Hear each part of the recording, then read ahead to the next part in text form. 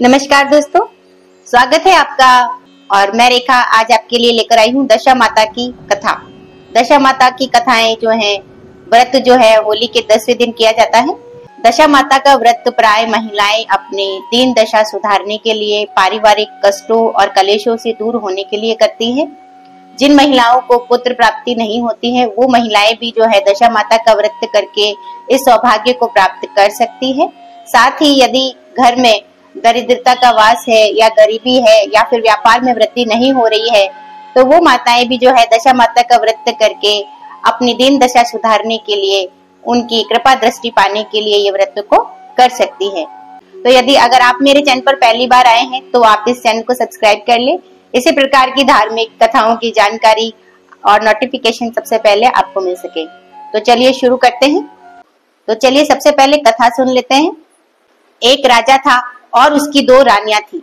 ज्येष्ठ रानी के संतान नहीं थी और छोटी रानी के पुत्र था। राजा छोटी रानी और राजकुमार को बहुत प्यार करता था।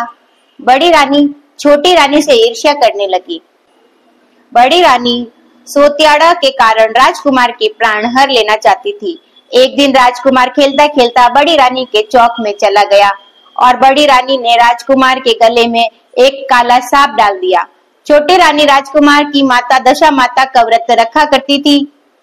राजकुमार दशा माता की ही दिया हुआ था। दशा माता की कृपा से राजकुमार के गले में का सांप आप ही सरक कर चला गया। दूसरे दिन बड़ी रानी ने राजकुमार को विष भरे लड्डू खाने को दिए और राजकुमार जैसे ही लड्डू खाने लगा तो दशा माता के ने दासी रूप में आकर जो है राजकुमार से वो लड्डू छीन लिए।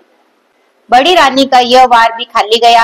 रानी को बड़ी चिंता हुई कि किसी भी तरह राजकुमार को मारना चाहिए। तीसरे दिन जब राजकुमार पुनः उसके आंगन में खेलते गया तो रानी ने उसे पकड़कर गहरे कुएं में धकेल दिया।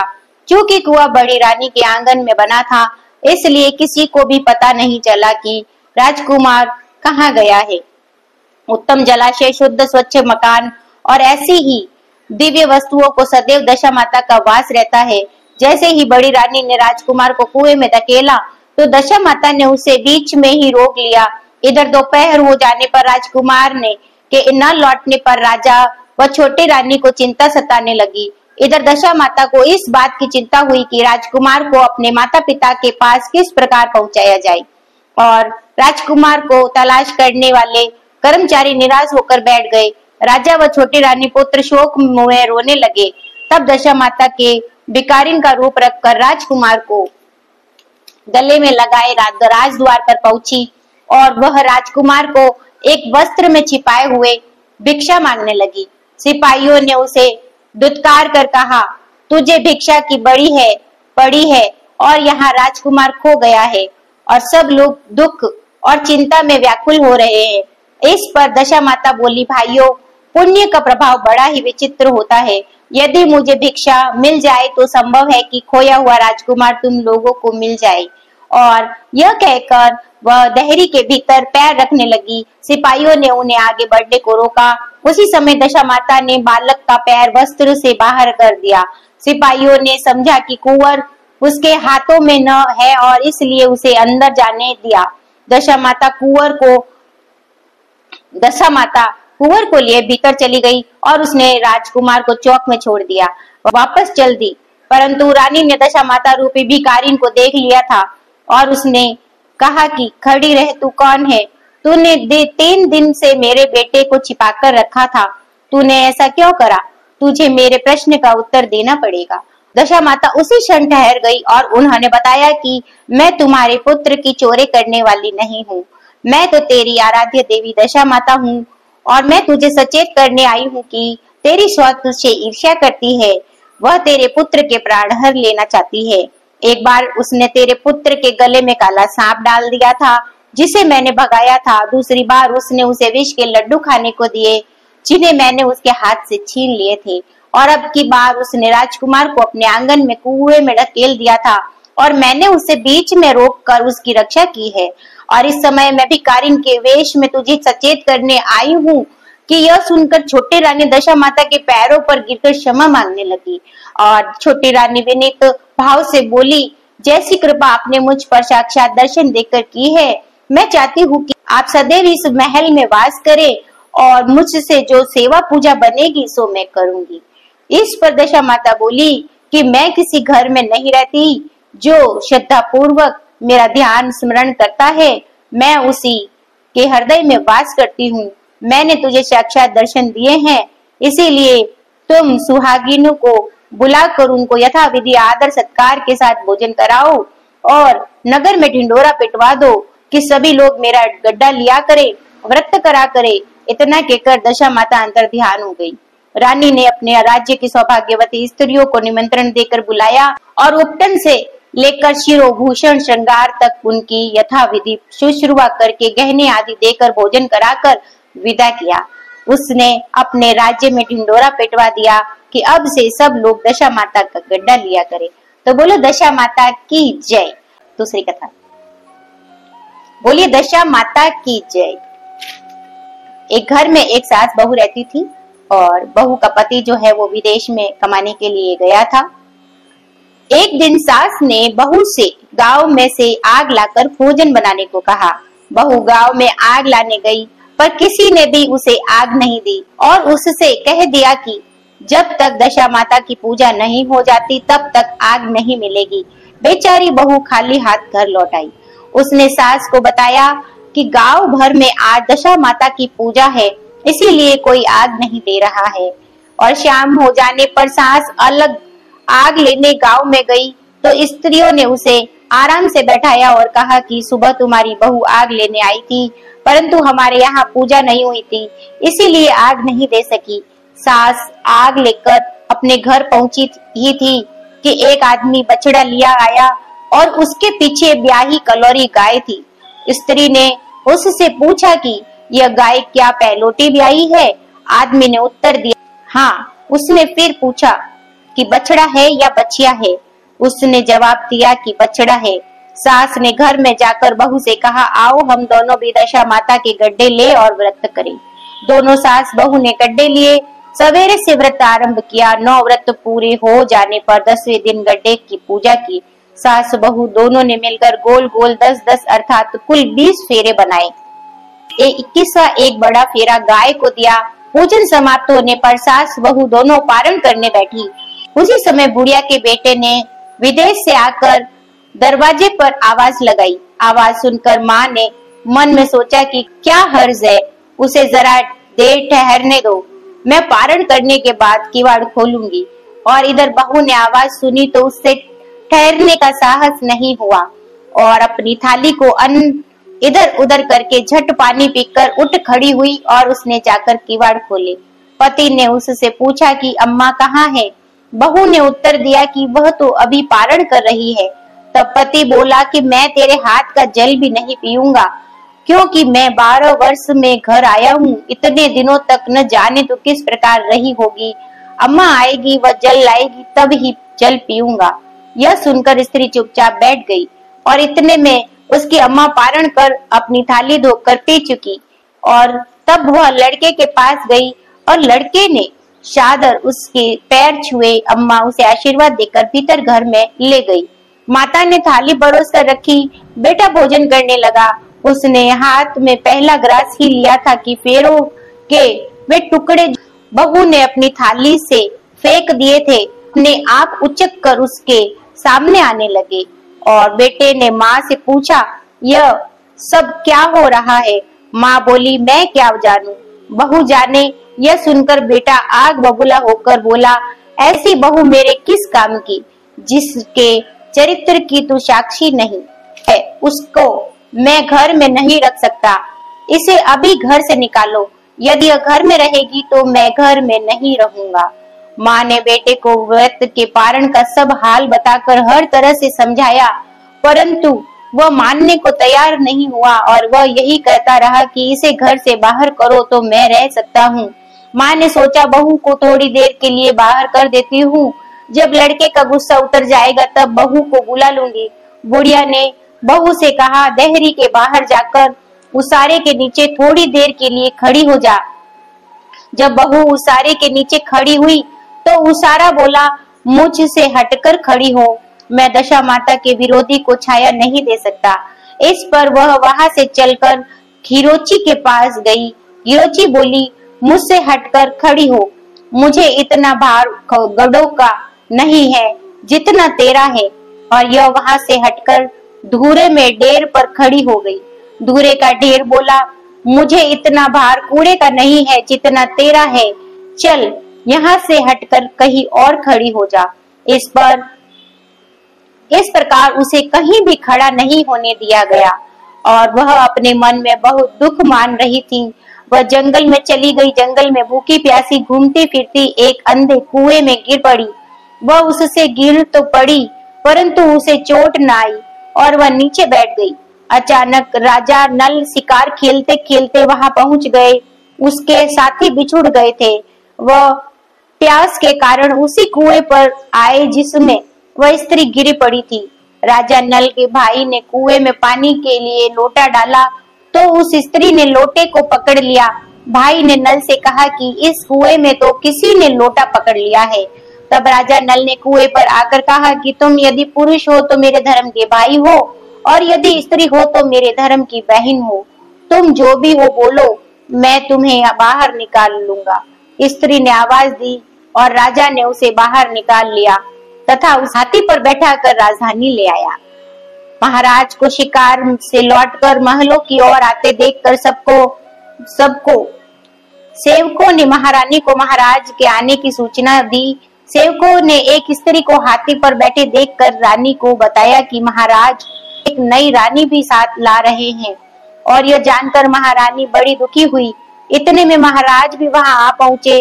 रानी ने हाथ जोड़कर विनती की, महाराज, मुझसे ऐसी क्या गलती हो गई जो मेरे रहते आप दूसरा विवाह कर लाए। और राजा नल ने हंसकर उत्तर दिया, वह तुम्हारी सौत नहीं ननद है, मेरी धर्म बहन है। तुम्हें उसके साथ अपनी सगी ननद की तरह बर्ताव करना चाहिए। यह सुनते ही महारानी का मुख प्रसन्नता से कमल की भांति खिल उठा और वह बोली कि अब तक मैं ननद का सुख नहीं जानती थी। अच्छा हुआ जो मुझे भाग्य में ननद भी मिल गई। राजा ने उसका नाम मुंह बोली बहन रखा और उसके लिए अलग महल बनवाया। उसके दिन अब सुख पूर्वक बीतने लगे। एक दिन राजा की घोड़ी ब्याही राजमहल की स्त्रियां बधाई गीत गाने लगी और मुंह बोली बहन ने अपनी दासियों से कहा कि जाकर पता लगाओ कि किस बात की बधाई बन रही है। दासियों ने बताया, महाराज की घोड़ी ने अच्छी घड़ी में एक उत्तम बछड़े जन्म दिया है और उसकी बधाई गाई जा रही है। मुंह बोली बहन ने पूछा, पहलोटी ब्याही है या तीसरी बार? और दासियों ने उत्तर दिया, यह तो पहलोटी है। और तब मुंह बोली बहन ने महारानी के पास जाकर कहा, आओ भाबज रानी, हम तुम दोनों दशा माता का गड्ढा ले। रानी ने पूछा, गड्ढा क्या चीज है, मुझे समझाओ। वह बोली कि दशा माता का व्रत का यह नियम है कि पहले पहल जब गाय या घोड़ी या स्त्री का प्रसव सुने तब गड्ढा लेकर व्रत आरंभ करते हैं। 9 व्रत करने के बाद 10वें दिन गड्ढे का पूजन करके विसर्जन करते हैं। और इसी के साथ उसने पारण का नियम भी बताया। तब महारानी बोली, तुम्हारा व्रत तुमको फले और मैं पूड़ी और दूध की खीर खाने वाली रानी महारानी भला बनफरा गोले की पपड़ी खाकर कैसे रह सकती हूँ, ऐसा खाना मेरी बला। वह बोली कि भाभी, मुझे जो चाहे कह लो, परंतु व्रत के संबंध में कुछ मत कहो। मैं इसी व्रत के उल्लंघन के कारण मारी मारी फिरी और आपके देश में आ गई हूँ। महारानी ने उदासीनता के साथ कहा, मुझे क्या पड़ी है, तुम्हें जो अच्छा लगे वह करो, मैं मना तो नहीं कर रही हूँ। और मुंह बोली बहन ने श्रद्धा पूर्वक गड़ा लिया। 9 दिन तक व्रत किए। 10वें दिन विधिवत पूजन किया, गोला फर्रा बनाए और संध्या को पारण करने बैठी। उसी समय उसके पति को अनामास कुछ प्रेरणा सी हुई और वह अपनी माता से आज्ञा लेकर अपनी पत्नी को ढूंढने चल दिया। घूमता फिरता वह राजा नल की राजधानी में पहुंच गया और अपनी पत्नी का पता लगाने लगा। उसने एक कुएं पर कुछ औरतों को बातें करते देखा।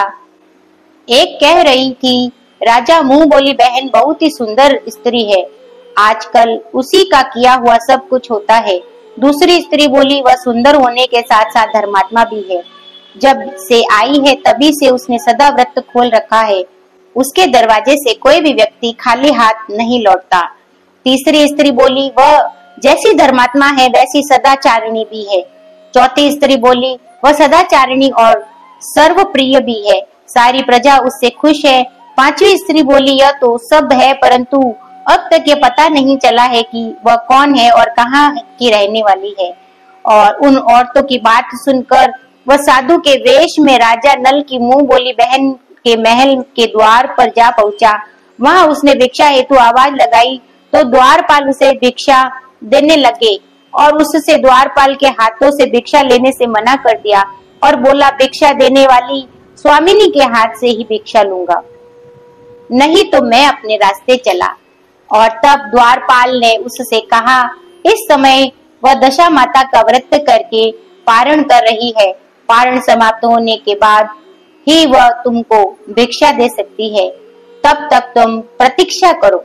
और वह चुपचाप बैठकर प्रतीक्षा करने लगा। पारण कर लेने के बाद वह मुट्ठी भर मोती लेकर आई और परंतु सामने अपने पति को पल्ला फैलाए देखकर मुस्कुराती हुई लौट गई और दोनों ने एक दूसरे को पहचान लिया था। महारानी ने मुंह बोली ननद को मुस्कुराते देखकर कहा कि जब से तुम आई हो आज तक मैंने तुमको मुस्कुराते हुए नहीं देखा, आज इस साधु को देखकर हंसने का क्या कारण है? मुंह बोली बहन ने उत्तर दिया कि वह साधु हमारे घर का है। रानी ने पूछा कि तब वह ऐसे क्यों आया है? उसने कहा, वह अभी मेरा पता लगाने आया है। और महारानी ने राजा नल से कहा, तुम्हारी मुंह बोली बहन के घर के लोग आए हैं। राजा ने कहा, उनसे कह दो कि अभी यहाँ से घर जाकर वहां से हमारी हैसियत से आए और तब मैं बहन को विदाई करूंगा। राजा नल की मुंह बोली बहन का पति घर जाकर अपनी माँ से बोला, तुम्हारी बहू राजा नल के यहाँ उसकी बहन बनकर रह रही है। वह रोज सदा व्रत करती है और नियम धर्म से दिन बिताती है। तब उसकी माता ने उसे आज्ञा दी कि बहू को ले आओ और डोली पीनस बाजे गाजे कहार आदि के साथ यथाचित सज धज कर राजा की राजधानी को चल दिया। राजा ने उसका यथोचित सादर आदर सत्कार किया और कुछ दिन मेहमानी में रखकर विधि पूर्वक बहन की विदाई की। जब वह महल से बाहर निकल चलने लगी तो महल भी उसके पीछे पीछे चलने लगे। और तब महारानी बोली, ननद जी तुम चली और मेरा महल भी ले चली, जरा पीछे मुड़कर तो देखती जाओ। और ज्यों ही उसने मुड़कर पीछे की ओर देखा तो राजा का संपूर्ण राजस्वी वैभव अचानक लुप्त हो गया। राजा की मुंह बोली बहन तो अपने पति के साथ आनंद से रहने लगी, परंतु राजा नल व रानी का यह हाल हो गया कि वे दोनों कमरी कतरी ओढ़े फिरने लगे। उनके भोजनालय के पत्ते खड़खड़ाने लगे। राजा नल रानी से बोले, अब हमें यहाँ से कहीं दूसरी जगह चले जाना चाहिए। रानी पतिव्रता स्त्री थी, उसने राजा की आज्ञा मान ली और चलते चलते वे एक गांव के पास पहुंचे और वहां पर बेरी के पेड़ पर बेर लगे हुए थे। राजा रानी दोनों भूखे थे। उन्होंने बेरों को उठाया तो बेर लोहे के हो गए। इस प्रकार राजा रानी जिस वस्तु को भी हाथ लगाते वह कंकड़ पत्थर में बदल जाती थी। इतने पर भी राजा रानी आगे बढ़ते गए। रास्ते में उन्हें एक व्यापारी मिला। व्यापारी ने राजा रानी को पहचान लिया। उसने राजा रानी के भोजन के लिए सेर भर आटा दिया। वे आटा लेकर एक नदी के किनारे गए। वहां रानी भोजन बनाने लगी और राजा नल स्नान करने चले गए और उस नदी में मछुआरे मछलियां पकड़ रहे थे। मछेरों ने राजा को 4 मछलियां दी। रानी ने मछलियां भून कर रोटियां बना ली। राजा नल भोजन करने बैठे तो रोटियां ईंट पत्थर में परिवर्तित हो गई और मछलियां कूदकर जलाशय में चली गई। वहां से चलकर राजा रानी अपनी मुंह बोली बहन के यहाँ आ गए और बहन को पता चला कि भाई भौजाई आए हैं तो उसने पूछा कैसे आए हैं। रानी ने कहा कि लटके चिथड़ा भूखे कुकरा ऐसे आए हैं और कैसे आते हैं। और यह सुनकर उसे बड़ी लज्जा आई।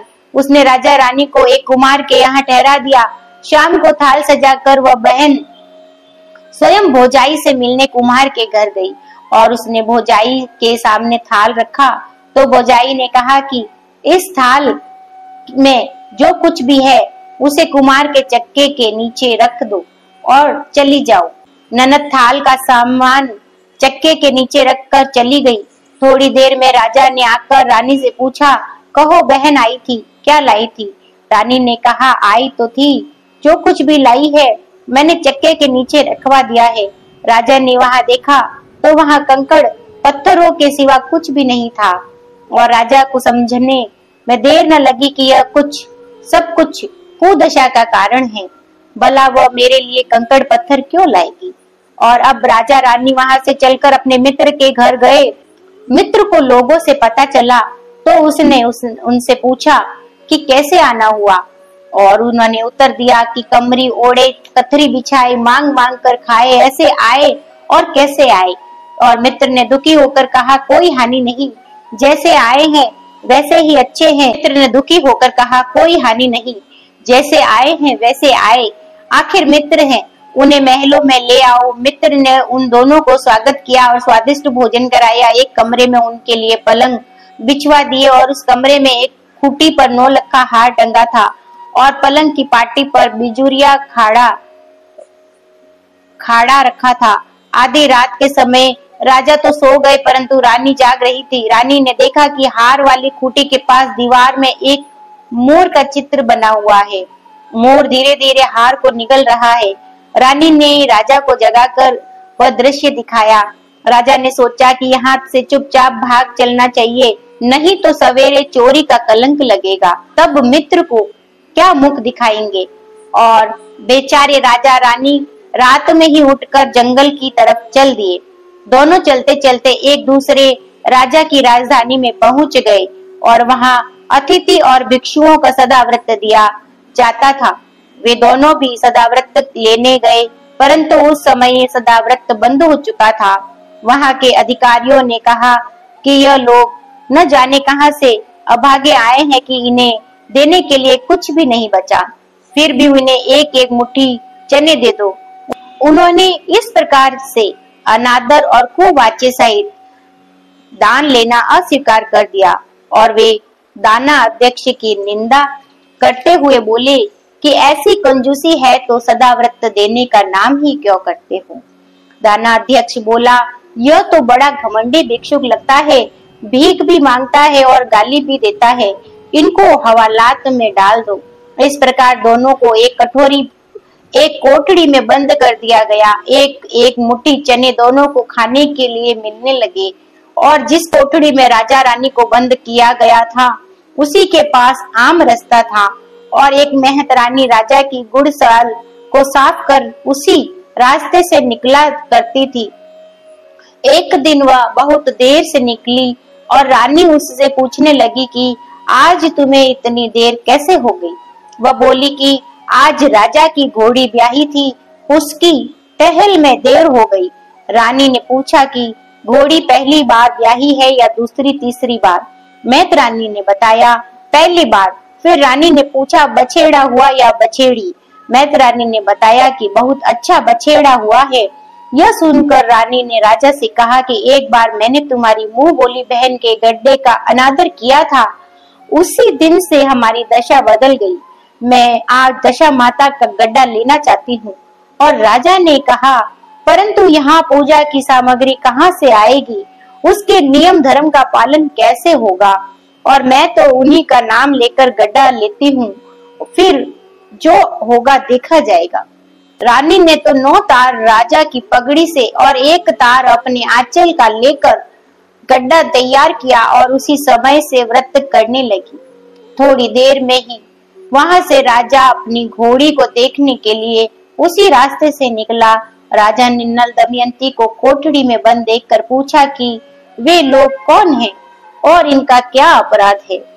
पहरेदारों ने कहा, ये लोग भिक्षा लेने आए थे और ये आपको आशीर्वाद देने के बदले गालियां देते थे और इसी कारण दानाध्यक्ष ने इन लोगों को कैद में डाल दिया है। राजा ने कहा, यह तो इनका कोई अपराध नहीं है, इनको मन वांछित भिक्षा न मिली होगी, इसीलिए ये गालियां देने लगे होंगे। इनको संतुष्ट करना चाहिए था, न कि कैद में डाल देना चाहिए था। इनको अभी रिहा करो। राजा की आज्ञा से उसी समय दोनों को कोठरी में बाहर निकाला गया। राजा उनके पांवों में पद्म और माथे पर चंद्रमा देखकर पहचान गया कि यह तो राजा नल और रानी दमयंती है, और इस पर उसने दोनों से हाथ जोड़कर क्षमा मांगी। हाथी पर बैठा कर अपने महल में ले गया। कुछ दिन तक राजा के यहाँ रहकर उन दोनों ने पूरे राजसी ठाट के साथ अपनी राजधानी को प्रस्थान किया। रास्ते में पहले वे अपने मित्र के यहाँ गए। मित्र ने राजा नल के आने की खबर सुनकर लोगों से पूछा, मित्र आए तो कैसे आए? लोगों ने कहा कि अब की बार तो राजसी ठाट बाट के साथ हाथी घोड़े डंका निशान पालकी पीनस फौज को साथ लेकर आए हैं। और मित्र ने कहा कि अच्छी बात है, आने दो। मेरे लिए तो जैसे तब थे वैसे अब भी है, और आखिर में तो मित्र ही है। राजा रानी मित्र के महल में गए। मित्र ने उनको आदर सत्कार के साथ उसी स्थान पर ठहराया जिस स्थान पर पहले ठहराया था। और आधी रात के समय जब राजा सो रहे थे और रानी पैर दबा रही थी, तब रानी ने देखा कि मोर चित्र जो उस पहले हार को निगल गया था उसे उगल रहा है। रानी ने राजा को जगाकर यह दृश्य दिखाया। राजा नल ने अपने मित्र को बुलाकर यह दिखाया, और मित्र बोला कि मैंने तो तब तुमको न तब चोरी लगाई थी, न अब लगाता हूँ। यह दृश्य कुदशा का फल था। आप निश्चिंत रहिए, और मेरे मन में कोई मैल नहीं है। मित्र के यहाँ से चलकर राजा रानी अपनी मुंह बोली बहन के यहाँ गए।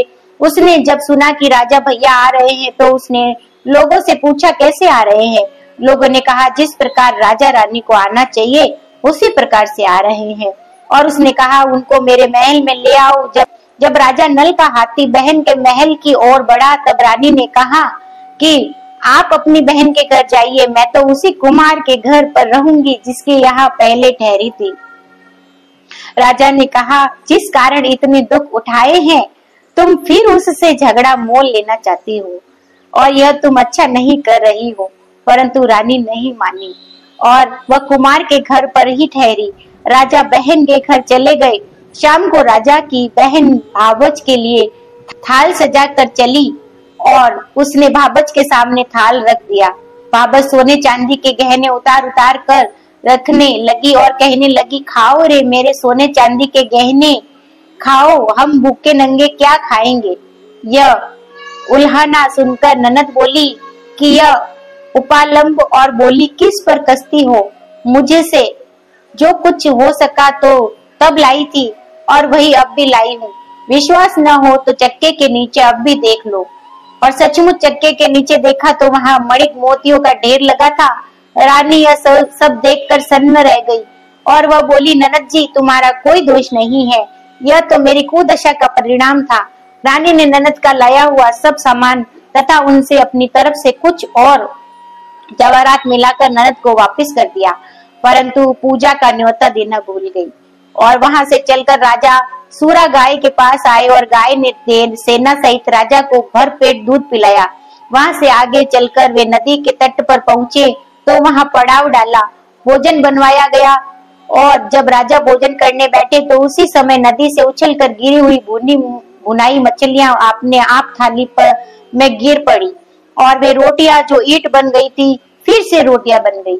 और राजा ने कहा ये सब क्या हो रहा है? कुछ समय समझ में नहीं आता। रानी ने बताया कि ये रोटियां मछलियां वे ही है जो उस दिन हमें नसीब से नहीं मिली थी, और मैं यदि आपसे उस समय कहती कि तली हुई मछलियां जल में उछल गई तो रोटियां ईंट बन गई, तो आप कदापि भी इसे सच न मानते। अपनी राजधानी की तरफ आगे बढ़े, और तब जब राजा की फौज अपनी राजधानी के समीप पहुंची तो वहां के लोगों ने समझाया कि दूसरे राजा ने राजधानी पर आक्रमण कर दिया है। वे घबरा गए और वहां के लोग नजराना लेकर राजा से मिलने गांव के बाहर आए, परंतु यह क्या, यह तो अपने राजा ने है, और लोगों की प्रसन्नता का ठिकाना न रहा। वे श्रद्धा भक्ति के साथ महाराज के आगे चलकर उन्हें उनके महल में ले गए। राजा ने महल में प्रवेश किया। रानी ने तुरंत दशा माता की पूजा का प्रबंध किया और उसने उस पूजा में नगर की सब सौभाग्यवती स्त्रियों को बुलाया। भगवती के भोग के लिए सब प्रकार के पकवान बनवाए गए। भगवती के आटे की 10 बत्तियां, 10 शक्कर की गुंजिया और 10-10 अठमैया सुहागिनों के आंचल में डाली। सुहागिनों को श्रृंगार आदि करके दशा माता की पूजा आरंभ हुई। कलश स्थापित करके दीपक को प्रज्वलित किया गया, परंतु उसकी बत्ती नहीं जली। इस पर पंडितों ने कहा, कोई न्योता पाने वाला न्योतने से तो नहीं रह गया है, स्मरण किया जाए, उसके आने पर दीपक जल जाएगा। राजसती रानी ने सोच विचारने पर बताया कि ननद न्योते से रह गई है। पंडितों ने कहा कि उसे फौरन बुलाया जाए और राजा ने अपना दूतगामी रथ भेजकर अपनी मुंह बोली बहन को बुलवाया। उसके आते ही कलश का मणि दीपक प्रज्वलित हो गया और बड़ी धूमधाम से पूजा की गई। अंत में सुहागिनों को भोजन कराकर विदा किया गया और उसी समय राजा ने राज्य में आज्ञा जारी की कि मेरी प्रजा के लोग दशा माता का व्रत किया करें। भगवती माता ने जिस प्रकार राजा नल के दिन फेरे, उसी प्रकार सबके दिन फेरे। तो बोलो दशा माता की जय। और यहीं पे ये दशा माता की दूसरी कथा समाप्त होती है। दोस्तों, एक बार एक सास बहू थी और सास ने बहू से कहा कि बहू झट से खाना बना दो और मुझे बहुत तेज भूख लगी है। बहू कंडे लेकर गांव में आग लेने के लिए गई और उस दिन पूरे गांव में दशा माता का व्रत होने के कारण उसे कहीं भी आग नहीं मिली और वह पुनः घर लौट आई। शाम होने पर जब वो पड़ोसन के पास गई तो उसने पड़ोसन से कहा कि मेरी सास तो दशा माता का गड्ढा नहीं लेती है, लेकिन मुझे दशा माता का गड्ढा लेना है, तो अब की बार दशा माता का गड्ढा मुझे भी देना और उसकी पूजा विधि भी मुझे बता देना। और यही सुनकर अगली बार जब गड्ढे लेने की बारी आई तो बहू ने भी दशा माता का गड्ढा लिया और जैसे तैसे वह सास से छिपते छिपाते प्रतिदिन 9 दिन तक जो है दशा माता की पूजा पड़ोसन के घर जाकर करती रही और प्रतिदिन उनके घर पे कहानी कथा सुनती रही।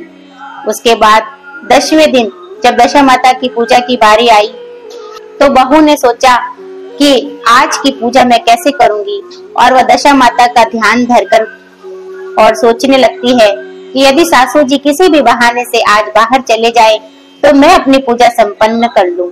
में ही दशा माता की कृपा से सास बोली, मैं खेत पर जा रही हूँ और लौटने में यदि मुझे देर हो जाए तो तुम मेरा खाना खेत पर ही ले आना। और यह सुनकर बहू बोली कि हाँ माँ जी, आप निश्चिंत होकर जाइए और सारे घर का काम मैं निपटा लूंगी। यही सोचकर सास तो खेत के लिए निकल जाती है और इधर बहू स्नान करके दशा माता की पूजा करती है।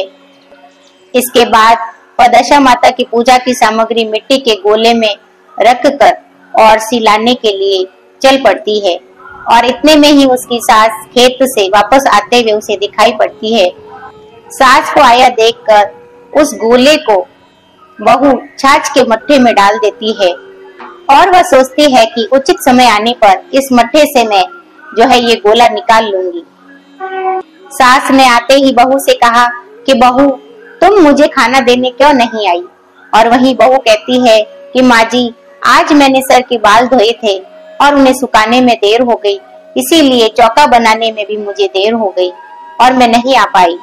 मैं अभी थाली लगाती हूँ, आप गुस्सा त्याग कर भोजन कीजिए। सास का गुस्सा शांत हुआ और वह हाथ पैर धोकर चौके में भोजन करने बैठी ही थी कि इतने में उसका पुत्र भी आ जाता है और वो भी अपनी माँ के साथ भोजन करने बैठ जाता है। माँ जब भोजन करके उठना ही चाहती है, इतने में बेटा कहता है कि मुझे तो मट्ठा दे दो और सास बहू से कहती है कि इसे मट्ठा दे दे और बहू रसोई से बोलती है कि मैं तो रसोई में हूँ, आप ही इन्हें मट्ठा दे दीजिए।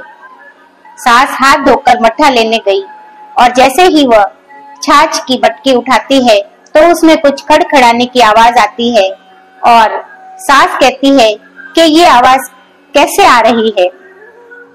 वह हाथ डालकर मटकी में देखती है तो उसमें सोने का गोला निकलता है। वह आश्चर्य में पड़ जाती है और बहू से कहती है कि बहू, इसमें सोने का गोला कहाँ से आया?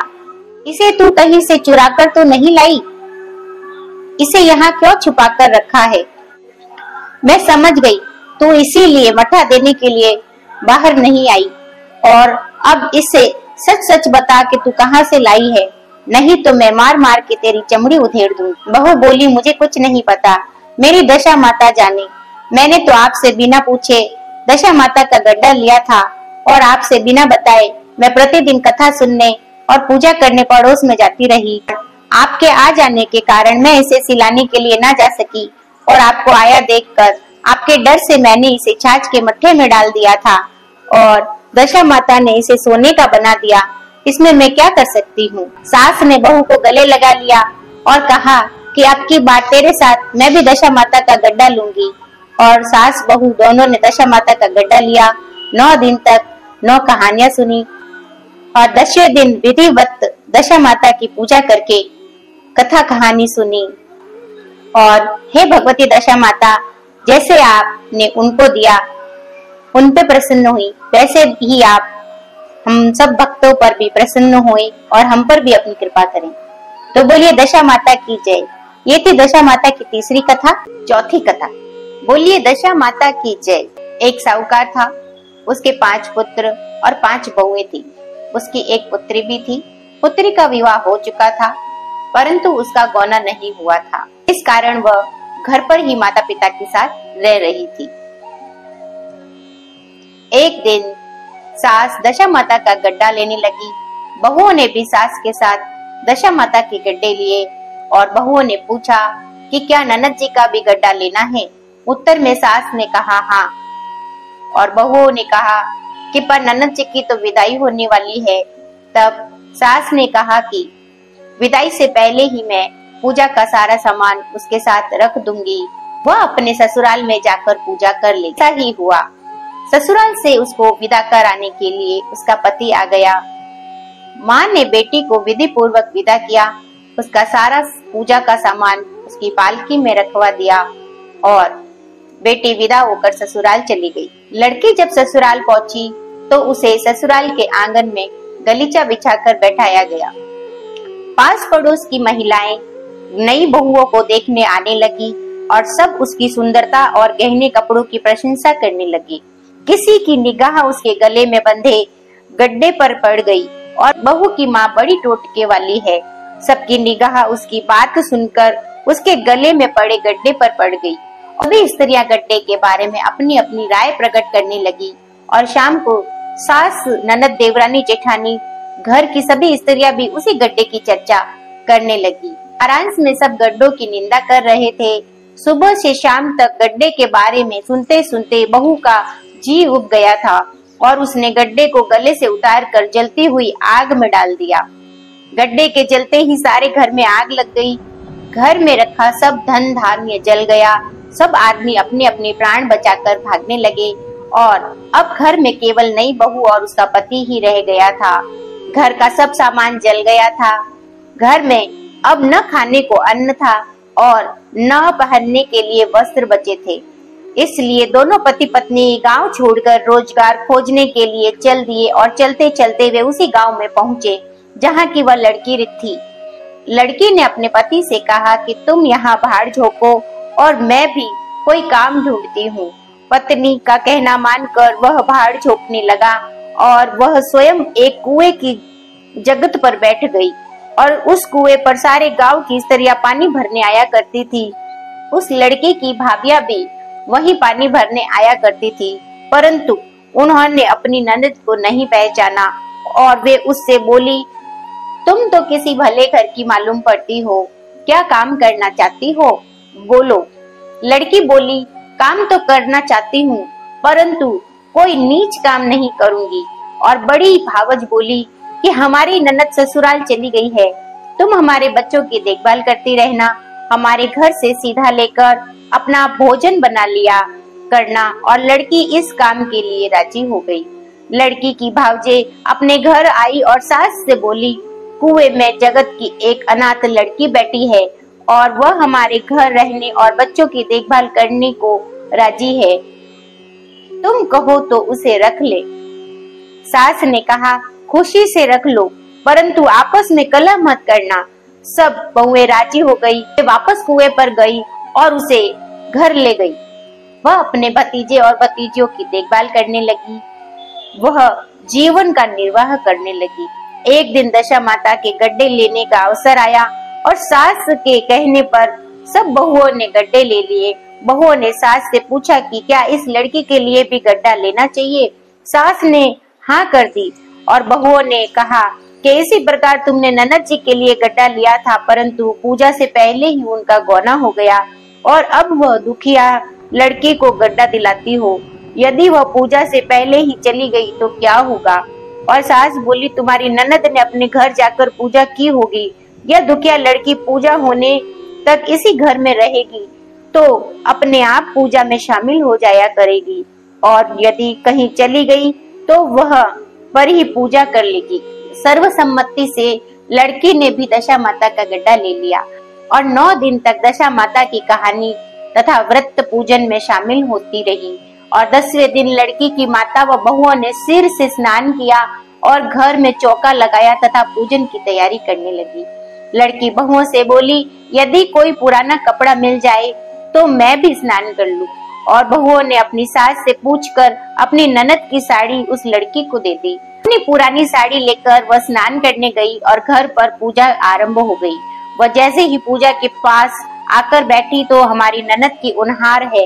इस पर सास ने नाराज होकर कहा, तुम्हारे मन में जो आता है बकती रहती हो, पूजा के समय भी चुपचाप नहीं बैठा करती। और चुप रहो, मुझे कथा कह लेने दो, तुम्हारी बातों से कथा में विघ्न पड़ता है।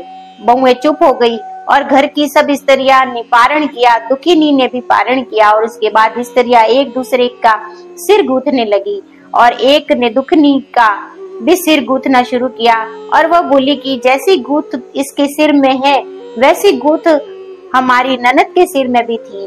और सास नाराज होकर बोली कि तू मेरी बेटी का मुकाबला इससे क्यों कर रही है। उसने बहू को डांट दिया, परंतु उसकी बात मन में घर कर गई और उसने दुखिनी से कहा, आज रात को मेरे पास सोना। और रात को जब बहुएं सो गई तो बुढ़िया ने दुखिनी से पूछा कि तेरे पियर में कभी कोई था। उसने जवाब दिया, मेरे 5 भाई व भांजे थी और तुम जैसे माता पिता थे। बुढ़िया ने पूछा कि फिर क्या हुआ।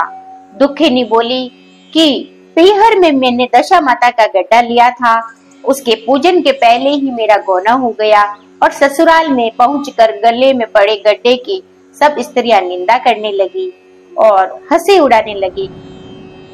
तब मैंने उस गड्ढे को आग में डाल दिया और उस गड्ढे को के साथ सारा घर जलकर भस्म हो गया।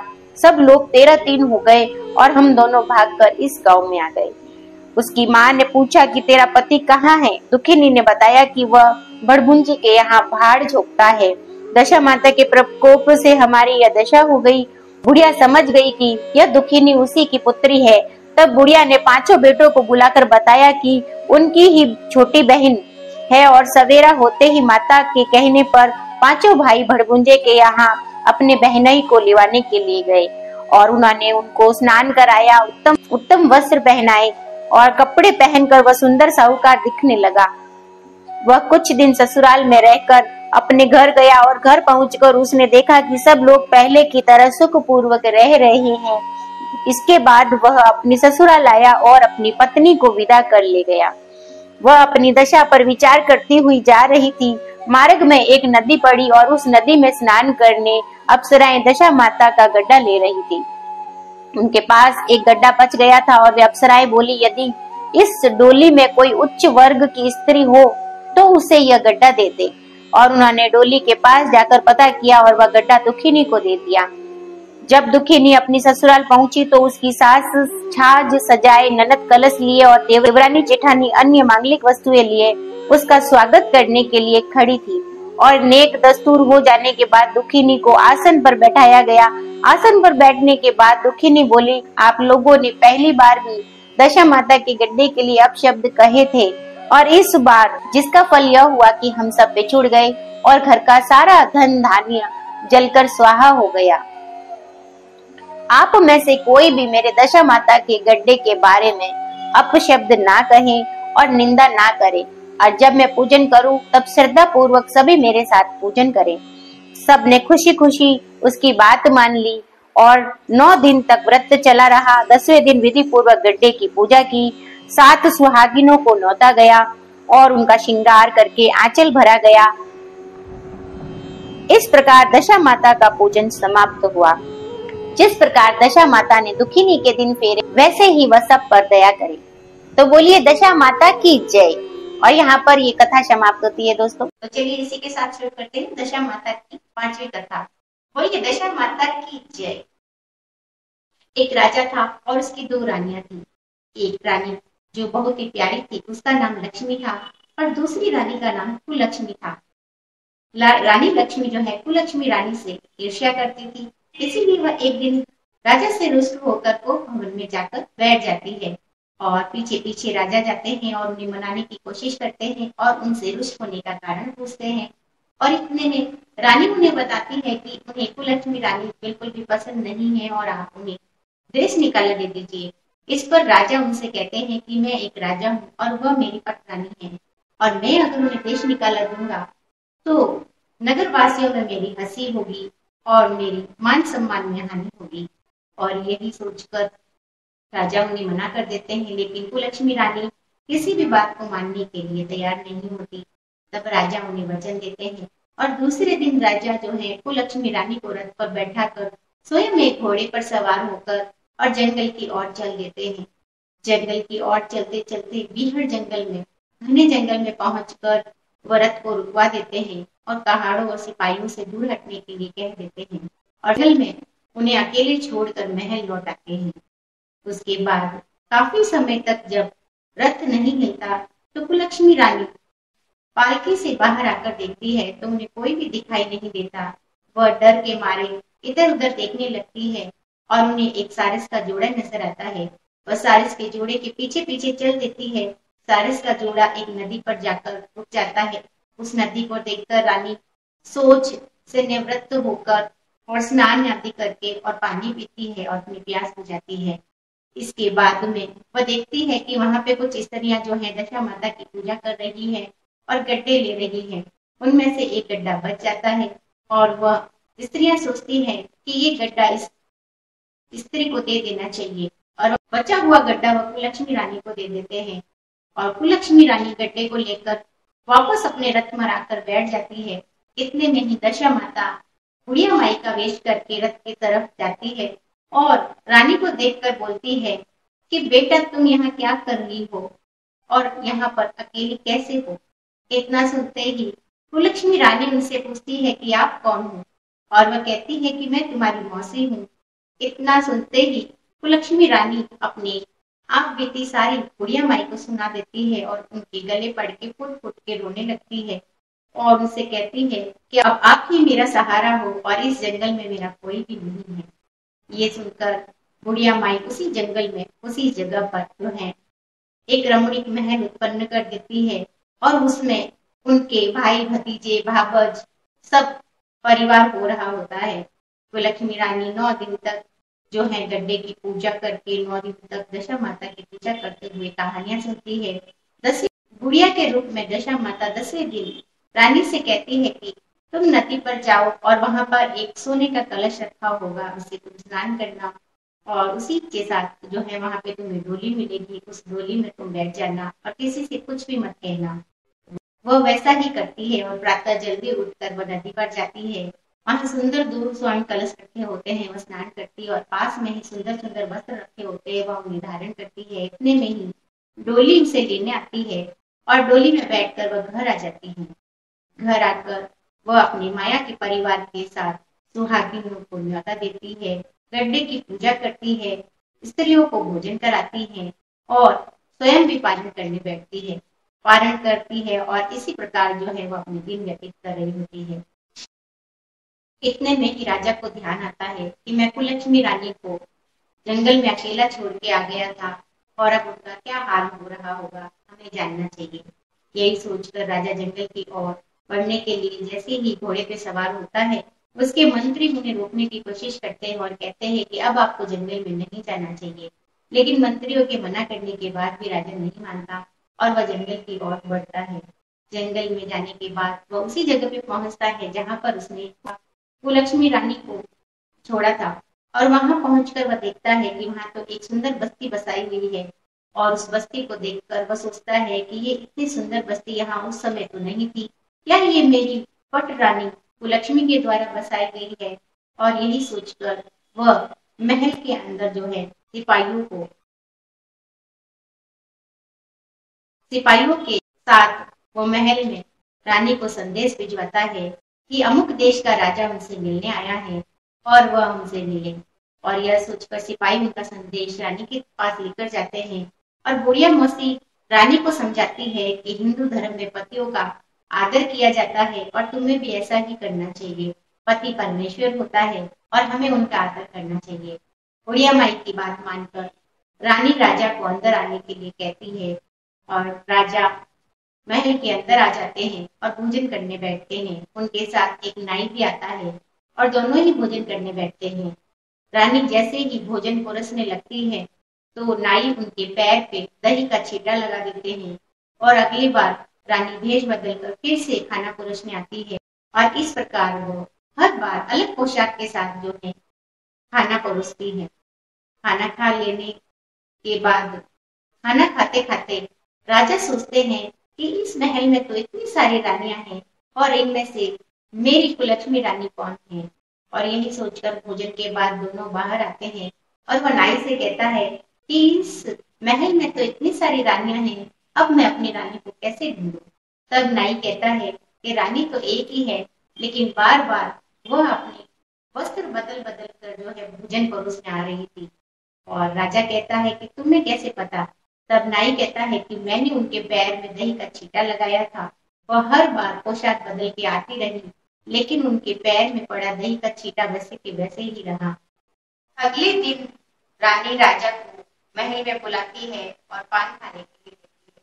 पान के खाकर राजा लेट जाते हैं और रानी उनके पैर दबाने लगती है। तब राजा उनसे अपने किए की माफी मांगते हैं और राजधानी चलने के लिए कहते हैं। ये सुनकर रानी उनसे कहती है कि आप किस मुंह से मुझसे क्षमा मांग रहे हैं? आपने तो अपनी प्यारी लक्ष्मी रानी के कहने पर मेरा परित्याग कर दिया था, अब आप क्या चाहते हैं? और राजा उनसे कहता है, राजा उनसे बार बार क्षमा मांगता है और तब रानी उनसे कहती है कि एक शर्त पे मैं आपके साथ चलने के लिए तैयार हूँ। आप मेरी मौसी को मना लीजिए कि वो इस राजधानी को आपकी राजधानी के पास, इस महल को आपकी राजधानी के महल के पास ले आए और तब मैं जब मन होगा आपकी राजधानी में आपके महल में आपसे मिलने आ जाऊंगी और उसके बाद में जब मेरा मन होगा मैं अपने महल में रहूंगी। और ये सुनकर राजा दशा माता मौसी से प्रार्थना करते हैं और दशा माता उनकी प्रार्थना को स्वीकार कर लेती है। दोनों ही राजधानियां पास पास आ जाती हैं, मानो एक ही राज्य हो।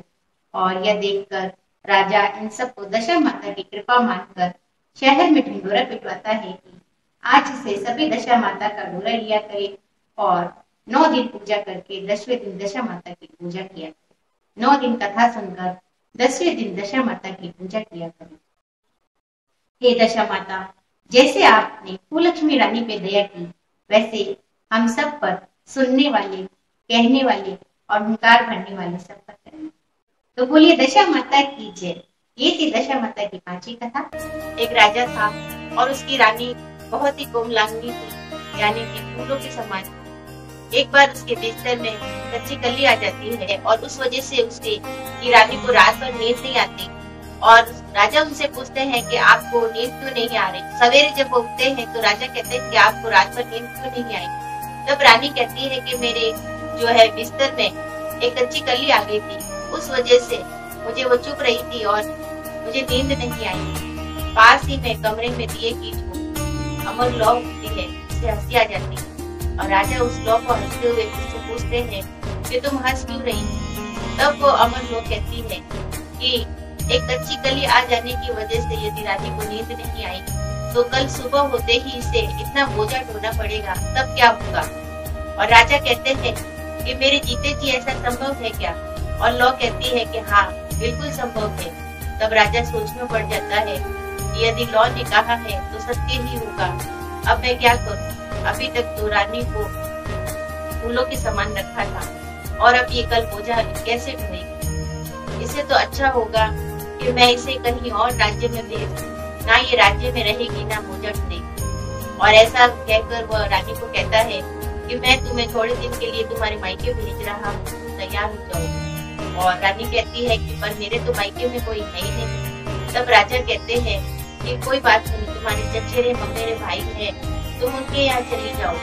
और ऐसा कहकर रानी को तैयार होने के लिए कहता है और 16 श्रृंगार करके रानी अच्छे वस्त्र पहन के श्रृंगार विंगार करके तैयार होती है। और राजा उसे एक संदूक में भरकर समुद्र के अंदर डाल देता है। वह संदूक जाकर उसी राज्य में जाकर मिलती है जहाँ पर राजा की बहन ब्याही होती है। राजा का बहन नहीं, वहाँ का ठेकेदार होता है, नौकाकारों का ठेका वह लेता है। और जैसे ही वह संदूक वहाँ पर जाकर मिलता है तो नौकाकार जो है उस संदूक को जाकर राजा को दे देते हैं। और राजा के शयन कक्ष में उस संदूक को रख दिया जाता है।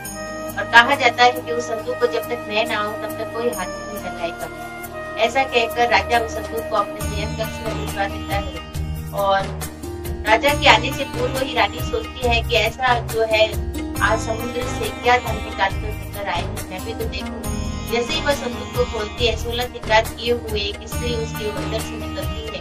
और वह सोचती है कि इतनी सुंदर स्त्री को यदि मेरा पति देखेगा तो उसी का हो जाएगा। इसीलिए वह उससे कहती है कि तुम अपने सारे कपड़े वस्त्र सब उतार दो। और वह उसे जो है मैला कुचला कर देती है और फटे पुराने कपड़े पहना देती है, जिससे वह भिखारी जैसी दिखाई पड़ती है। राजा आते हैं और रानी से पूछते हैं कि क्या तुमने देखा संदूक में क्या है? तो रानी कहती है कि नहीं, मुझे नहीं पता संदूक में क्या है, मैंने तो नहीं देखा। और राजा उस संदूक को खोलता है तो उससे वह पहले कुचले कपड़े पहनी हुई भिखारिन सी स्त्री प्रकट होती है। तब वह रानी कहती है कि ये तो कोई भिखारिन से नीच जात की प्रतीत होती है, इसे तो कारागार में भेज दो, लकड़ी ढोने के काम आएगी। तब उसे कारागार में भेज दिया जाता है और वहां पे लकड़ी ढोती है। पास ही में एक तबेला होता है और काफी समय हो जाने के बाद एक बार तबेले से जो है घोड़ी और बछड़े को लिए वहां से तबेला कार निकल रहा होता है।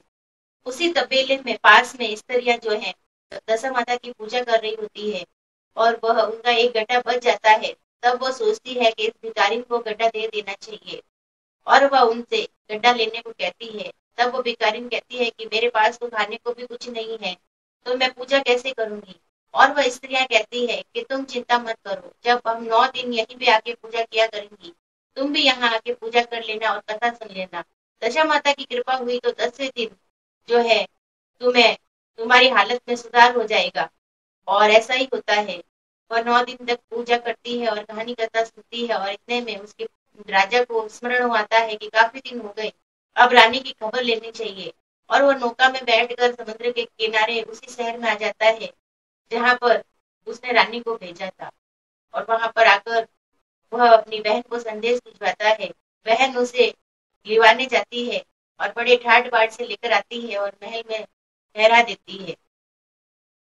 रात को जब राजा कहते हैं कि मेरा सर दुख रहा है, क्या हुआ भैया, आपकी तबीयत को क्या हुआ? तब कहता है कि मेरा सर दुख रहा है। और वह कहती है कि उस भिखारिन को भैया के सर दबाने के लिए कह देती हूँ। वह भिखारिन को बुलाकर कहती है कि तुम मेरे भाई के पैर दबाओ। और वह भिखारिन कहती है कि अभी तक मैंने किसी भी पर पुरुष का जो है स्पर्श तक नहीं किया और तुम कुछ और काम करोगी तो मैं कर दूंगी। तब वह कहती है कि नहीं, तुम्हें तो मेरे भैया के पैर ही दबाने पड़ेंगे। और वह दबाव में आकर मान जाती है। अब वह राजा के पैर दबाती रहती है और जैसे ही वह उसके पैरों में पद्म देखती है तो उसे स्मरण आता है कि मेरे पति के पैरों में भी ऐसा ही पद्म था और वह रोने लगती है। उसके आंसू जब राजा के पैरों में गिरते हैं तो राजा उससे पूछते हैं कि क्या हुआ, तुम रो क्यों रही हो? तब वह कहती है कि मेरे भी पति के पैरों में ऐसे ही पद्म था। और राजा उससे पूछता है कि तुम्हारा पति कौन है और वो सब घटना सुना देती है। तब राजा को पता चल जाता है कि भिखारिन और कोई नहीं, मेरी ही रानी है और लाख यत्न करने के बावजूद भी मैं इसे बोझा ढोने से और कार्य करने से नहीं बचा सका। तब राजा जो है सर बांध कर सो जाता है और भिखारिन भी एक कोने में जाकर सो जाती है। सवेरे बहुत देर होने के बाद भी, सूरज चढ़ने के बाद भी जब दोनों नहीं उठते हैं तो उसकी बहन को चिंता हुआती है और वह जाकर देखती है तो भिखारिन तो उठकर अपने कार्यक्रम में लकड़ी ढोने चली जाती है। और राजा सिर बांध के सो रहा होता है। तब वो अपने भैया से पूछती है कि भैया क्या हुआ, अभी तक आप उठे नहीं। तब वो कहता है कि नहीं, मेरा सर दुख रहा है और तुम चली जाओ। और वो पूछती है कि सर दुखने का क्या कारण है। तब वो बहन से कहता है कि मुझे तुमसे ये आशा नहीं थी, मैंने तुम्हारी भाभज को यहाँ भेजा था ताकि उसे वहां पर लकड़ी ना ढोनी पड़े, काम ना करना पड़े, और तुमने अपनी भाभज का ये हाल कर। बहन कहती है कि भैया मुझे नहीं पता ये भाभज थी, मुझे तो लगा कि कोई और है और मेरे पति इस पर मोहित न हो जाए, इसलिए मैंने इसकी हालत करके इसको कारागार में डाल दिया। और वह उसे क्षमा मांगती है। अपनी भाभज को बुलाकर अच्छे वस्त्र पहनाकर नहला धुलाकर 16 श्रृंगार कराकर वो भाभज के पैर पड़ती है और उनसे भी क्षमा मांगती है। और भाभज कहती है कि कोई बात नहीं है, सब दीन दशा का कारण है और अब सब ठीक होगा। और थोड़े दिन रहने के बाद राजा रानी अपनी राजधानी को चलते हैं और राजधानी में पहुंचकर वह दशा माता की धूमधाम से पूजा करती है, सुहागिनों को न्योता देती है, दशा माता की धूमधाम से पूजा करती है। और राजा भी जो है शहर में ढिंडोरा पिटवा देता है कि आज से सभी दशा माता का जो है ढोरा लिया करे और व्रत किया करे, और किसी को भी यदि व्रत में कोई भी कमी हो तो वो हमारे जो है धन के कोठे से ले लिया करे और पूजा किया करे। और तभी से दशा माता का सभी व्रत करने लगे और ढोरा लेने लगे। जैसे दशा माता ने रानी के दिन फेरे वैसे सबके फेरे, और जैसे दशा माता ने राजा पे कृपा की वैसे सब पे करे। तो बोलिए जय दशा माता की। शुरू करते हैं सातवीं कथा। तो बोलिए दशा माता की जय। एक वृक्ष था और नर और मादा 2 पक्षी रहते थे। उनके कोई संतान नहीं थी। अन्य पक्षी मादा पक्षी को बांझ कहकर घृणा करते थे। मादा चिड़िया बच्चे न होने के कारण बहुत दुखी रहती थी। एक दिन वह अपनी स्थिति पर विचार करती हुई अकेली नदी पर पानी पीने गई। वहां पर स्त्रियां दशा माता का गड्ढा ले रही थी।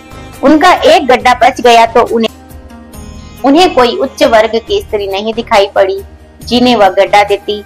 उन्होंने सोचा कि चिड़िया के गले में ही इस गड्ढे को बांध देते हैं और यह यहाँ रोज आकर कथा सुन लिया करेगी। इसे भी पूजन की विधि बता देंगे तो वह भी पूजन के दिन पूजन कर लेगी। तदनुसार उन्होंने चिड़िया के गले में दशा माता का गड्ढा बांध दिया। उसे समझा दिया प्रतिदिन 9 दिन तक यहाँ आकर कहानी सुन लिया करो और 10वें दिन 21 गेहूं के दाने लाकर उनमें से एक दाना दशा माता के नाम से नदी में डाल देना और शेष 20 दाने स्वयं खा लेना। चिड़िया ने 9 दिन तक नियम पूर्वक दशा माता की कहानी सुनी। 10वें दिन स्त्रियों द्वारा बताई गई विधि के अनुसार गड्ढा एवं एक गेहूं का दाना नदी में डालकर पारण किया और कुछ दिनों के बाद उस चिड़िया के भी बच्चे हो गए। अन्य चिड़ियों को बड़ा आश्चर्य हुआ कि इसे तो बच्चे होते ही नहीं थे और अब बच्चे कैसे होने लगे।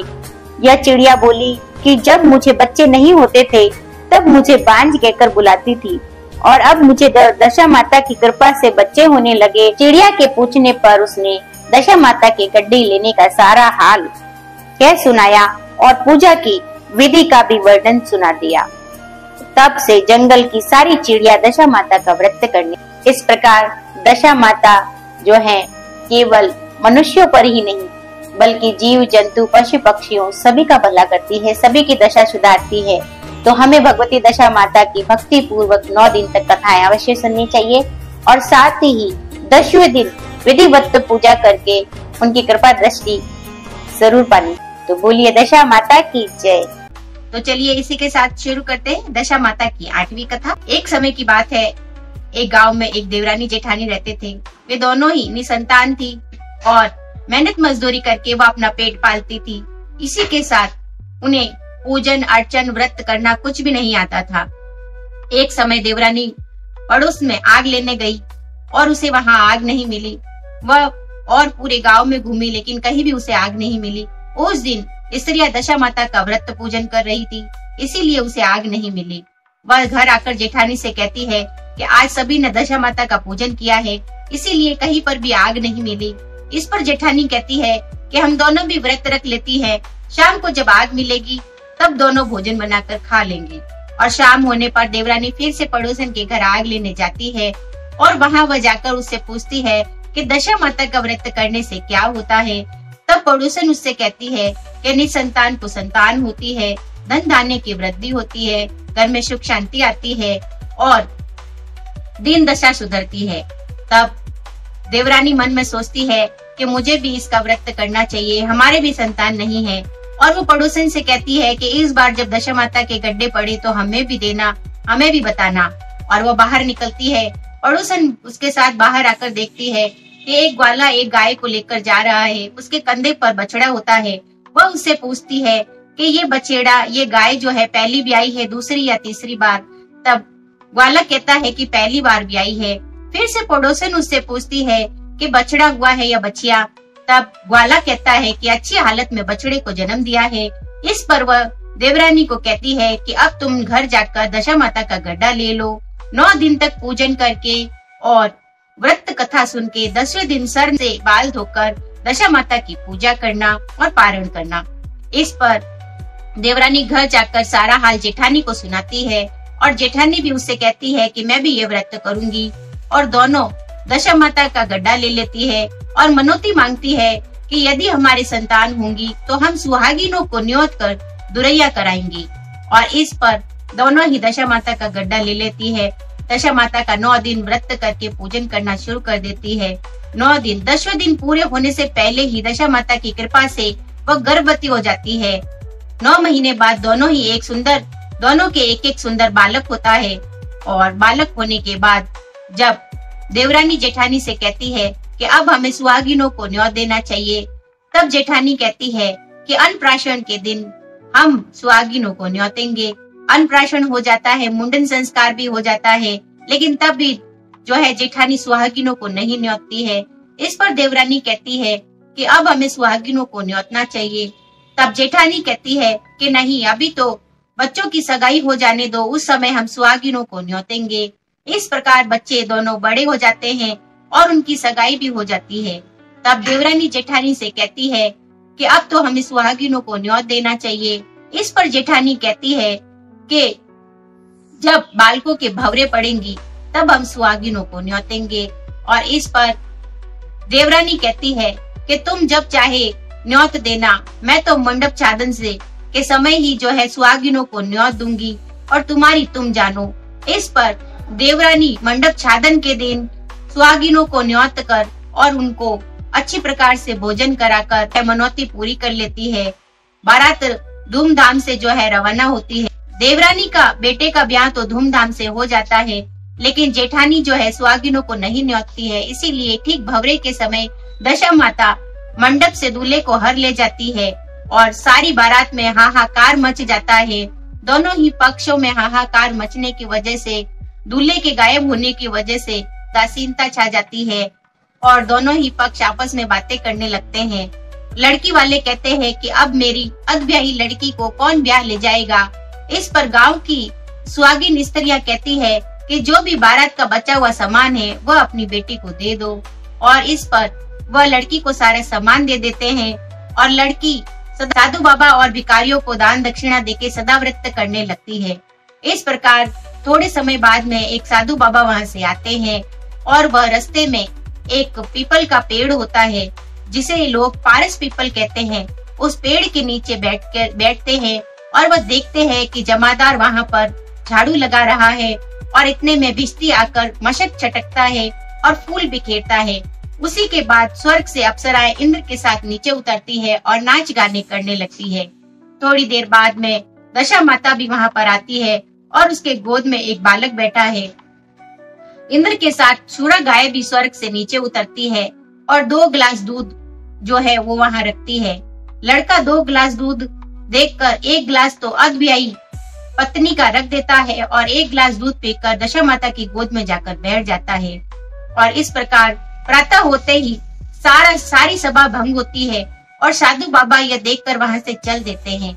वहां से चलकर वह उसी गांव में आते हैं जहां अधब्याही लड़की के घर आते हैं और वहां से भिक्षा मांगते हैं और लड़की उन्हें आदर सहित अंदर ले जाकर भोजन की तैयारी करती है और 3 पत्तल जो है परोसती है। 1 पत्तल साधु बाबा का, 1 अपना और 1 अपने अधब्याही पति का। तब साधु बाबा यह देखकर लड़की से मन ही मन कहते हैं कि यहाँ पर वही बात देख रहा हूँ जो बात मैंने वहाँ पीपल के पेड़ पर देखी थी। इस पर लड़की कहती है कि कौन सी बात। तब साधु बाबा कहते हैं कि हम बैरागी है, हमारी बातों का क्या, हम तो कुछ भी बोलते रहते हैं। और इस पर लड़की कहती है कि नहीं, आप मुझे बताइए, और वह हट पकड़ लेती है। और कुछ देर बाद जब साधु बाबा कुछ नहीं बताते तो लड़की कहती है कि मैं सती हूँ, और यदि आप मुझे अपनी बात नहीं बताएंगे तो मैं आपको श्राप दे दूंगी। तब साधु बाबा कहते हैं कि आज जो तुमने एक पत्तल अपने पति का जो है भाग निकाला, वैसे ही उस पेड़ के नीचे वह लड़का भी जो है एक गिलास दूध अपनी अधब्याही पत्नी के लिए निकाल रहा था। और तब वह कहती है कि मुझे भी उस पेड़ के पास ले चलो, और दोनों पीपल के पेड़ की तरफ जाते हैं। पारस पीपल के पास लड़की को छोड़कर साधु बाबा वहां से चले जाते हैं। और शाम होने पर उसी प्रकार जमादार जो है झाड़ू लगाता है, और फिस्ती आकर वहां मसक छटक कर फूल बिखेरता है। स्वर्ग से अप्सराएं उतरकर इंद्र के साथ आसपास सिंहासन के आसपास नाचने लगती हैं। और थोड़ी देर बाद वहां पर दशा माता का सिंहासन नीचे उतरता है।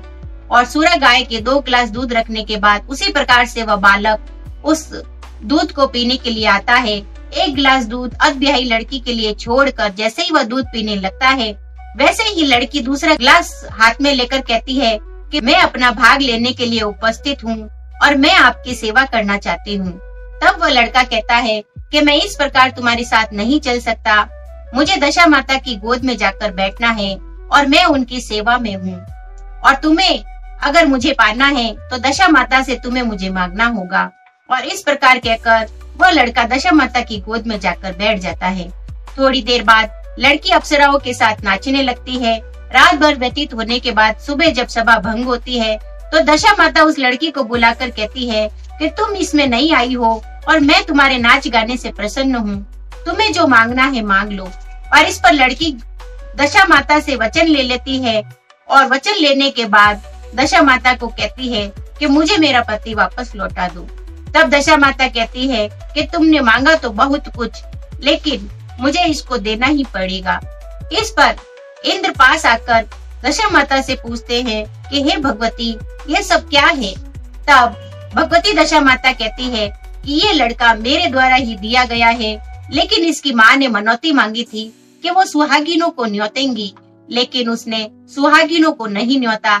इसी लोरे पड़ने के समय मैं मंडप से उसे हर लेकर आई, और आज ये सती होने के कारण इस सभा में आकर अपने पति को मांग रही है। दोनों ही वर वधु पर सभी फूलों की वर्षा करते हैं, और तब तक साधु बाबा भी वहां आ जाते हैं। दोनों वर वधु को लेकर साधु बाबा गांव की ओर चलते हैं, और गांव के सभी लोग उनको आते देखकर लड़की के माता पिता को सूचना देते हैं। लड़की के बारात लौट जाने के बाद जग हसाई के डर से माँ बाप घर से बाहर निकलना बंद कर देते हैं, और लोगों की बातें सुनकर वह यही सोचते हैं कि सभी हमारा मजाक उड़ा रहे हैं और लड़की कोई साधु बाबा के साथ आ रही होगी। इस पर वो दरवाजा बंद कर देते हैं। लेकिन गांव के कुछ बूढ़े व्यक्ति जब आकर यही बात फिर से उन्हें कहते हैं, तब उस बात को मानते हुए वह किवाड़ खोलकर देखते हैं तो उनकी लड़की और दामाद जो है वो सामने से आ रहे होते हैं। उनकी खुशी का कोई ठिकाना नहीं रहता, और वह उनकी स्वागत की तैयारियां करते हैं और विवाह की तैयारियां करने लगते हैं। इस पर लड़की कहती है कि इस प्रकार विवाह नहीं होगा, सबसे पहले लड़के के माता पिता को सूचना भेजी जाए कि वह सुहागिनों को न्योते, और उसके बाद ही बारात लेकर आए। इस पर लड़के के माता पिता को सूचना भेजी जाती है।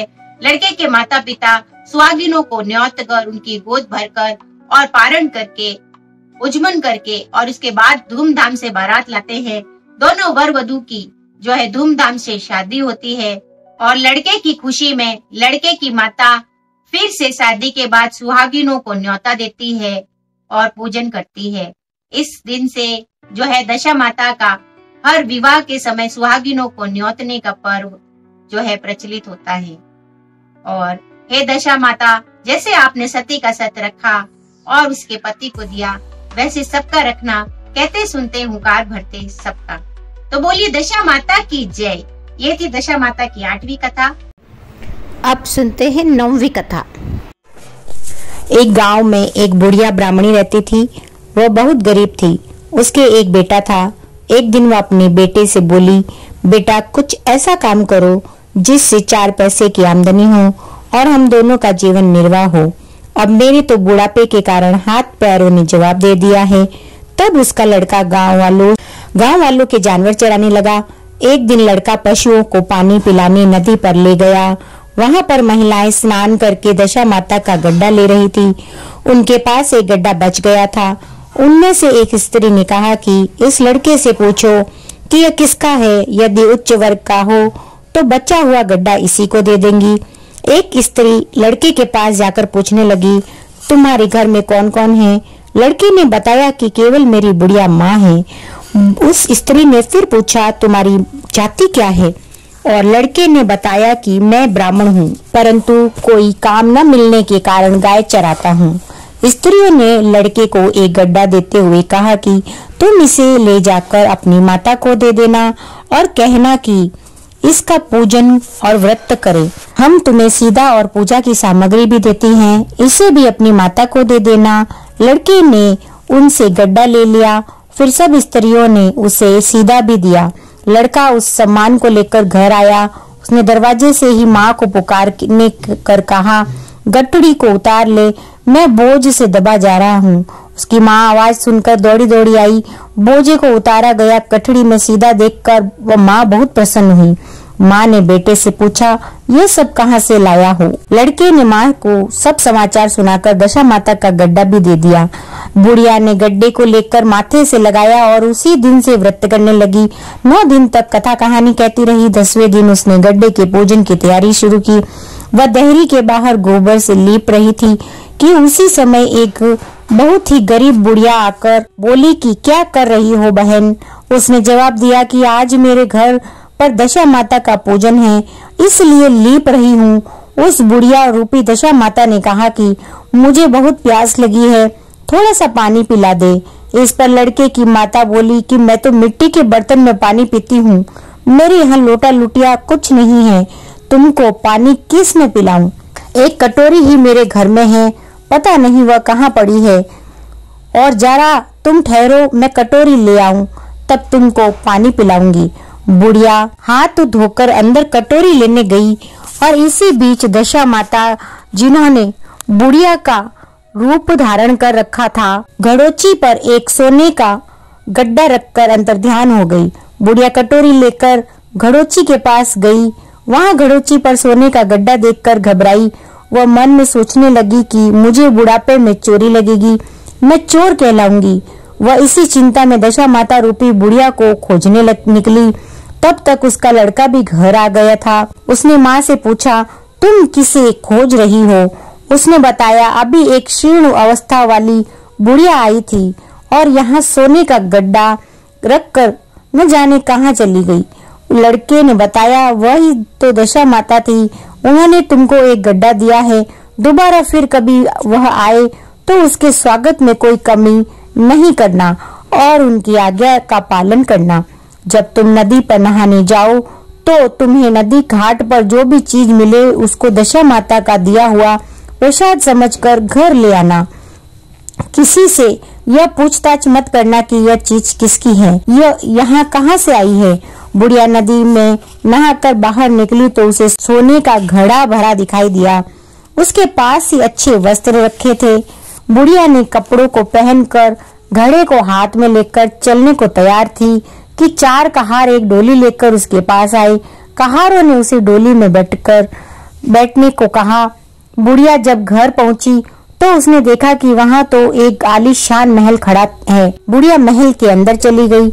वहां उसने श्रद्धा पूर्वक भक्ति भाव से दशा माता के गड्ढे का पूजन किया और हाथ जोड़कर वरदान मांगा कि जिस प्रकार तुमने मुझे संपत्ति दी है उसी प्रकार मेरे घर में एक सुशील बहू आ जाए, तभी यह सब शोभा देगा। कुछ दिनों बाद लड़के का विवाह हो गया और बहुत ही सुंदर व सुशील बहू बुढ़िया के घर आ गई। बुढ़िया ने दोबारा दशा माता से वर मांगा कि जैसे मेरे बेटे बहू सुशील और सज्जन है उसी प्रकार मैं पौत्र पाऊं। कुछ दिनों बाद बुढ़िया के यहाँ एक पौत्र रूपी रत्न पैदा हुआ। एक दिन बुढ़िया ने अपनी बहू को पास बैठाकर समझाया कि मेरी यह सब संपत्ति दशा माता की प्रदान की हुई है, उन्हीं की कृपा से तुम इस घर में आई हो। मेरे मर जाने के बाद यदि कोई मेले कुचले कपड़े धारण किए बुढ़िया तुम्हारे घर पर आए तो उसका श्रद्धापूर्वक स्वागत करना। यदि उसकी नाक बहती हो तो उसे आंचल से छोर से पोंछ डालना, घिन मत करना, उससे प्रार्थना करना, यह सब आपका ही दिया हुआ तो है। और जब भी दशा माता का गड्ढा पड़े तब उसको तुम भी अवश्य लेना और श्रद्धा पूर्वक उसका पूजन करना। जब भी तुम्हारे ऊपर संकट के बादल गिर जाए तो सुहागिनों को न्योतना, दशा माता की कृपा से तुम्हारी सब इच्छाएं पूरी होंगी। कुछ दिनों बाद बुढ़िया का स्वर्गवास हो गया। दशा माता ने सोचा कि बुढ़िया के घर चलकर देखना चाहिए कि उसकी बहू सास के वचनों का पालन करती है या नहीं। एक दिन दशा माता वृद्धा भिखारिणी का वेश धर कर उसके घर गई। उसे देखते ही बहू खड़ी हो गई, उसके पांव छुए, बालक को उसकी गोद में डाल दिया। उसकी श्रद्धा भक्ति से दशा माता बहुत ही प्रसन्न हुई। उन्होंने आशीर्वाद दिया कि तेरी धर्म बुद्धि है, भगवान तेरा सदैव कल्याण करेंगे, भंडार भरपूर रहेगा और तू जो इच्छा करेगी वह तुझे अवश्य प्राप्त होगी। दशा माता ने जैसी कृपा बुढ़िया ब्राह्मणी पर की वैसी ही कृपा भक्त जनों पर बनी रहे, कहते सुनते होकारा भरते सब पर। तो यहीं पे ये दशा माता की 9वीं कथा समाप्त होती है। दोस्तों बोलिए दशा माता की जय। एक बार दशा माता और दियाड़ा बाबजी जंगल में जाते हैं और चौपड़ बिछाते हैं। तो दियाड़ा बाबजी और दशा माता बोले कि चौपड़ तो खेले मगर हमारे हार जीत के साथ कौन भरेगा। तभी जंगल में से एक ब्राह्मण गुजरता नजर आया। दोनों ने उसको आवाज लगाई कि ब्राह्मण तुम हमारे हार जीत के साथ भरोगे क्या। तो ब्राह्मण बोला हाँ महाराज मैं भरूंगा। और दशा माता दियाड़ा बाबजी खेलने लगे तो दियाड़ा बाबजी जीत गए। और इनकी जीत बताऊंगा तो मुझे केवल भस्मी मिलेगी, अगर माता जी की जीत बताऊंगा तो कुछ तो मिलेगा। तो उसने झूठी साख भर दी कि आप दोनों में माता जी जीती हैं। तो दियाड़ा बाबजी ने कहा ब्राह्मण ध्यान से बोल रहे हो, कहीं चूक तो नहीं हो गई। ब्राह्मण बोला हाँ नहीं महाराज मेरे से कोई चूक नहीं हुई। तब माता जी ने अपनी अंगुली में से हीरे की अंगूठी उतार कर ब्राह्मण को दे दी। ब्राह्मण अंगूठी लेकर खुशी खुशी गया। रास्ते में एक तालाब आया तो उसने सोचा कि थोड़ी देर विश्राम कर लूं और स्नान ध्यान कर लूं। यह सोचकर अंगूठी वहीं तालाब की पाल पर रख दी और तभी एक मछली आई, अंगूठी ले गई। ब्राह्मण अंगूठी न पाकर दुखी होकर घर चला गया। अगले दिन ब्राह्मण जंगल में गुजर रहा था तो फिर से दशा माता और दियाड़ा बाबजी मिले। फिर से साख भरने के लिए कहा, उसने फिर हाँ कर दी और इस बार भी उसने झूठ से माता जी को जिता दिया। माता जी ने प्रसन्न हो उसे हाथ के कंगन निकाल कर दे दिए। कंगन लेकर वह घर जाकर उसने ताक में रख दिया। तभी पड़ोसन किसी काम से वहां आई और कंगन उठा कर ले गई। इस तरह 2 दिन हो गए। वह रोजाना झूठी साख भरता और जो कुछ उसे मिलता वह गायब हो जाता। इधर उसकी पत्नी भी उससे कहने लगी कि आजकल क्या करते हो, पहले तो कुछ न कुछ भिक्षा ही ले आते थे मगर आजकल कुछ भी न लाते हो न कहीं जाते हो, घर में खाने के लिए अन्न के दाने तक नहीं बचे।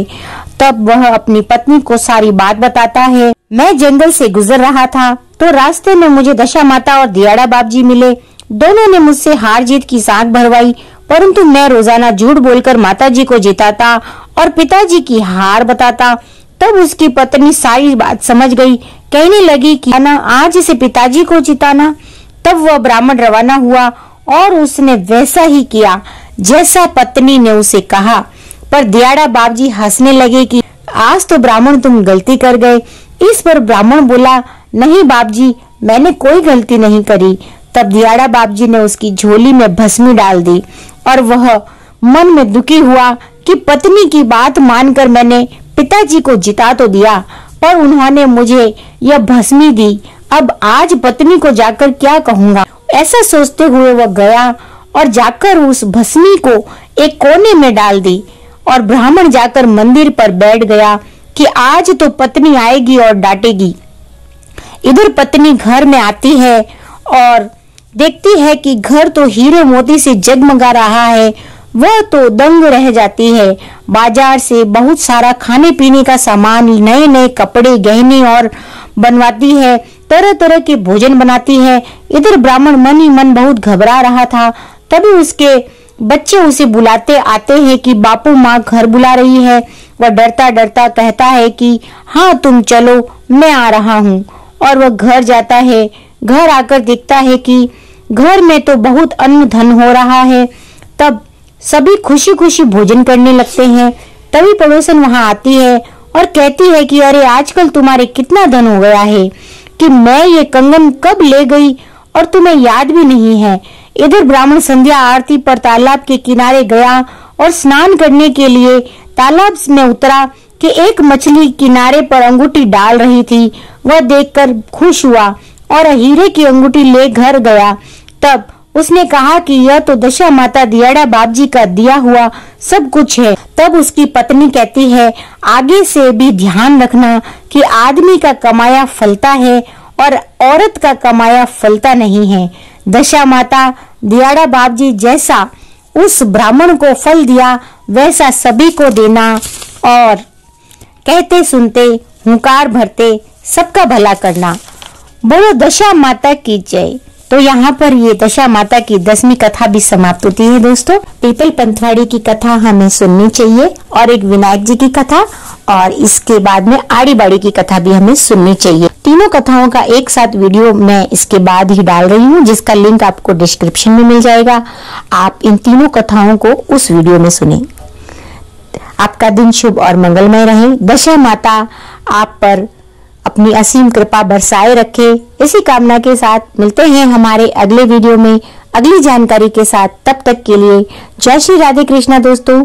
और हाँ, मेरे चैनल को सब्सक्राइब करना ना भूलें ताकि इसी प्रकार के अच्छे वीडियो मैं आपके लिए लाती रहूं। मिलते हैं हमारे अगले वीडियो में अगली जानकारी के साथ। तब तक के लिए जय श्री राधे कृष्णा दोस्तों। राधे राधे।